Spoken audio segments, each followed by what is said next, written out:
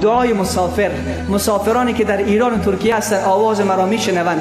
ای جوانان عزیز، ای برادران گرامی، آواز مرا میشنوین. اگر میشنوین برایتان میگویم شما مسافرین. رسول خدا صلی الله علیه و سلم میفرماید الله دعای مسافر را رد نمیکند.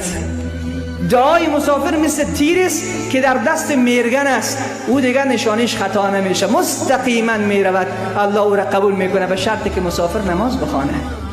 جوانان هستند که در سفر در ایران و ترکیه تمام شب به قمار میگذرانند، تمام شب به زنا میگذرانند، تمام شب به معصیت میگذرانند.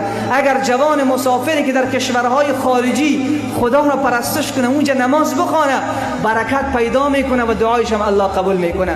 دوم دعای پدر و مادر.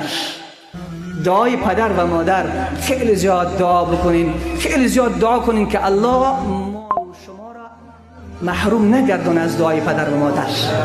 کل ما شما شاید گده زیاد ما پدر و مادر ما زنده باشه، اینا دعایشون مثل دعای پیامبر است. پیامبر در حق امت دعا بکند رد می شود؟ نمی شود.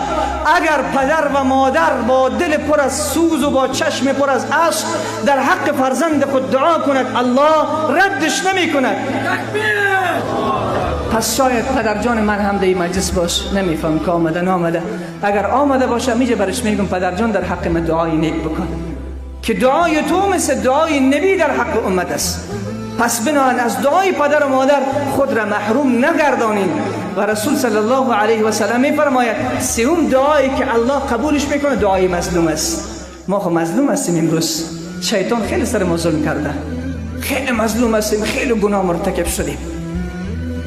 میگه اجابت از در غیب بهر استقبال می آید. وقت مظلوم دعا میکند الله جل مجدود دعای مظلوم را رد نمیکنه.